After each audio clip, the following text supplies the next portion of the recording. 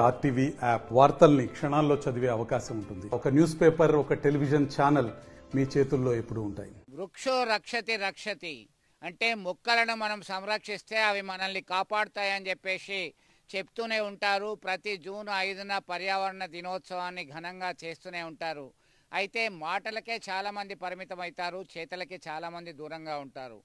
దానికి భిన్నంగా ఆర్టీసీలో ఎంప్లాయీగా పనిచేస్తూనే ఇప్పటివరకు 90,000 మొక్కలు నాటినటువంటి సత్యనారాయణ మనతో ఉన్నారు. ఈయనకు ఉన్నటువంటి స్కూటీని చూస్తున్నాం. విరామ సమయంలో ఎప్పుడు ఫీల్డ్ మీద తిరుగుతూనే ఉంటాడు. 10-15 మొక్కలు వెంట ఉంటాయి. దీనిలో ఒక స్పీకర్ ఉంటుంది. దానిలో మొక్కలు నాటుదాం, వాటిని కాపాడదాం, పర్యావరణాన్ని పరిరక్షిద్దాం, చేతిలో పలుగు పారతో ముందుకు వస్తున్నటువంటి పరిస్థితిని మనం గమనిస్తున్నాం. ప్రస్తుతం కరీంనగర్ సీతారాంపురం ప్రాంతంలో ఉన్నాము. ఆయన తపన అంతా ఒకటే, ఎప్పటికీ టైం దొరికితే మొక్కలు నాటాలి అనేటువంటి ఉద్దేశము. ఖాళీ జాగా కనబడితే అక్కడ మొక్కలు పెడితే ఉపయోగకరంగా ఉంటాయి, 10 కాలాల పాటు చల్లగా ఉంటాయనేదే ప్రధానమైనటువంటి కాన్సెప్ట్. ఆయన మాటల్లోనే ఎప్పటి నుంచి చేస్తున్నారు, దీనికి సంబంధించి అనేక ప్రశంసలు అందుకున్నారు. ఇప్పటికే గుర్తింపు వచ్చింది. నిరంతరము శ్రమిస్తూనే మొక్కలు నాటుతూనే ఉంటున్నారు. చెప్పండి, ముందుగా మీకు కంగ్రాచులేషన్స్, శుభాకాంక్షలు. ఎందుకంటే ఇంత గొప్ప కార్యక్రమం చేస్తున్నారు. మీరు ఎప్పటి నుంచి ఈ కార్యక్రమం మొదలుపెట్టిండ్రు? ఎట్లా? 10 సంవత్సరాల నుండి ఈ కార్యక్రమం చేస్తున్నాను. నేను చిన్నప్పుడు 5వ తరగతి 6వ తరగతి చదువుకున్నప్పుడు అప్పుడు మీ స్కూల్ దగ్గర పెద్ద చెట్లు, మల్లె చెట్లు పెడితే పెద్ద వృక్షాలైనవి. వృక్ష బాగా పెద్ద వృక్షాలైనాక అవి కొన్ని వృక్షాలు పెద్దగా అయినాక కొన్ని కట్ చేసి బల్లలకు ఉపయోగపడ్డాయి.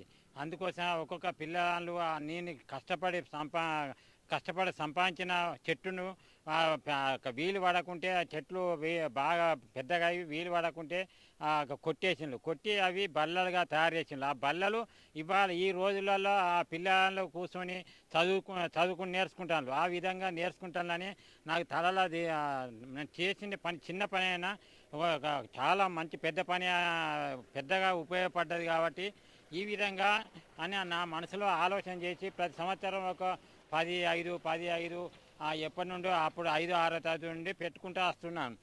ఇదే విధంగా మనకు హుస్నాబాద్ గ్రామంలో ఎల్లమ్మ గుడి అనే ఉంది. ఆ గుడి దగ్గర కూడా పెట్టిన, ఇప్పటికి కూడా అవి బాగా విశాలమైన జాగా ఉన్నది కాబట్టి ఇప్పటికి కూడా అవి వృక్షాలు పెద్దగా అక్కడ విశాలంగా అంగడి జరుగుతుంది. ఆ గుడి కార్యక్రమాలు బాగా జరుగుతున్నాయి. అదేవిధంగా ఇప్పుడు నాది 93లో ఆర్టీసీ నౌకరీ జాబ్ వచ్చింది. 93లో నేను జాబ్ వచ్చినాక కూడా చెయ్యాలి అని ప్రాధాన్యతతోటి ఇక సీతారాంపూర్ గ్రామ పంచాయతీ అని ఊరు వచ్చింది. ఆ గ్రామ పంచాయతీ ఊళ్ళో కూడా ఒక గుడి దగ్గర ఒక రావి చెట్టు యాప చెట్టు పెట్టినాను. ఆ ఊళ్ళో అందరూ అదే నువ్వు ఎక్కడి నుంచి వచ్చినావు, చాలా మంచి పని చేసినావు అని ఇప్పటికి కూడా పెద్ద వృక్షం అయింది. ఇప్పటి కూడా చాలా మంది. మీరు ఇంట్లో వాళ్ళు మిమ్మల్ని ప్రోత్సహిస్తున్నారా? ఇవన్నీ చిన్నప్పటి నుంచి మీరు ఆసక్తి వచ్చింది, మొక్కలు నాటితే మిమ్మల్ని చిన్నప్పుడు పాఠశాలలో ఉపాధ్యాయులు మెచ్చుకున్నారు. ఈ ఖాళీ సమయాల్లో మొత్తం తిరుగుతూనే ఉంటారు, మొక్కలు పెడదామని. ఇంట్లో వాళ్ళు ఏమంటారు? మీ కుటుంబ సభ్యులు ఏం చేస్తారు? మా కుటుంబ సభ్యులు, మా భార్య నన్ను కోపాడుతుంది, నువ్వు నీ చేత కాదు, ఏమన్నా కాళ్ళకి ఎఫెక్ట్ అవుతుంది. వయసు ఎంత ఇప్పుడు? నా వయసు 58. ఇప్పుడు 58. ఇప్పుడు 10-15 ఏళ్ళ సంది బాగా ఇంకా ఎక్కువ చేస్తున్నా. నాకు ఉత్సాహం పెరుగుతుంది. నా పిల్లలు ఒక కొడుకో బిడ్డ, ఇంకా కొడుకు బిడ్డ కన్నా చాలా ఇంకా మంచిగా పెరుగుతున్నాయి. కాబట్టి వాళ్ళే నా కొడుకులు, వాళ్ళే నా బిడ్డలు అని మనసులో పెట్టుకొని నా ఇంకా చేయాలి. ఇంకా దాని మీద ఉన్న ఒక వృక్షం మీద పెరిగిన పిట్ట మన బిడ్డే, ఆ నోరులేని పక్షి బిడ్డ. ఆ బిడ్డ ఎన్నో కోట్ల మందికి నాలాంటి బిడ్డలను ఇంకా ఎన్నో ఇస్తాను. ఒక మనిషి కన్నా ఒక చెట్టు చాలా పుణ్యకరని గుళ్ళకు దేవుళ్ళకు పెట్టిన అవసరం లేదని నేను కష్టపడి సాధ్యమైన చేస్తున్నా. పేజీ మీద పడ్డది, చేస్తలేను. వర్కాలను పెట్టుకొని కూలీలను పెట్టుకొని వాళ్ళకు ఒక రంధ్రానికి 50 రూపాయల ప్రకారం ఇచ్చుకుంటాను. సొంత డబ్బులు ఆ గుడికి దానం చేయక ఈ రకంగా మొన్న కొండగట్ల ఇప్పటి వరకు 80-90 వేలు నాటిన. ఈ సంవత్సరం కూడా 10,000 నాటే, 1,00,000 దాటిపోతుంది. ఈ సంవత్సరం కూడా 10,000 దాటినాక వాటి ఎండాకాలం కూడా నీళ్లు పోసే కార్యక్రమం నాదే ఆలోచన ఉంటుంది. వారానికి 10 ఎండాకాలం. ఇప్పటి వరకు మేము ఏమన్నా గుర్తింపు వచ్చిందా? ప్రశంసలు అందుకున్నారా? ఎవరైనా మీ సేవని గుర్తించారా? ఎట్లా చూస్తున్నారు మీరు? ఏమంటారు? ఇప్పటి వరకు నాకు డాక్టర్ అసోసియేషన్ వాళ్ళ అవార్డు ఇచ్చిండ్రు, అలా 10,000 క్యాష్ ఇచ్చిండ్రు. ఇంకా చాలామంది అవార్డ్స్ క్యాష్ అవార్డు, మన ఈటా రాజేందర్ అప్పుడు క్యాష్ అవార్డు ఒక 2 ఏళ్ల క్రితం, ఈటా రాజేందర్ 2-3 ఏళ్ల క్రితం ఈటా రాజేందర్ అప్పుడు క్యాష్ అవార్డు, అటవీ శాఖ వాళ్ళ క్యాష్ అవార్డు ఇచ్చిండ్రు. మొన్న ఈ రీసెంట్గా మన ఆర్టీసీలో ఆర్టీసీ ఎండి గారు కూడా సన్మానం జరిగింది, క్యాష్ అవార్డు అన్నారు, తెలియదు ఇస్తారు కావచ్చు మన రీసెంట్ 15 ఆగస్టు నాడు. ఇంకా చేయాలని ఉత్సాహం నాకు. అవార్డు కాదు, నాకు ఆస్తి ఉన్నది, మంచిగా ఉన్నది. ఇంకా నాకు డబ్బు కాదు, మనం పోయినాక తరతరాలకు జ్ఞాపకంగా ఉండాలి. ఒకప్పుడు మన గాంధీని ఇవాళ జ్ఞాపకం చేస్తాం, గాంధీ ఎక్కడ పోయిండో. ఇప్పుడు ఆ విధంగా నన్ను కూడా అందరు ప్రజలు వాళ్ళే కొడుకులని ఇప్పుడు గాంధీని, కొంతమంది భగత్ సింగ్ను వాళ్ళు ఎందుకు స్వతంత్రంలో కష్టపడ్డారు. ఇప్పుడు నేను చెట్టు పెట్టి కొంతమంది అరే ఈ బాబు చెట్టు పెట్టిన జ్ఞాపకం ఉండాలని నా గది నా ఉద్దేశం. కానీ ఎలాంటి డబ్బుకు ఆశించ, నాకు డబ్బు ఉన్నది, ఇంకా చెయ్యాలని నా ఉత్సాహం.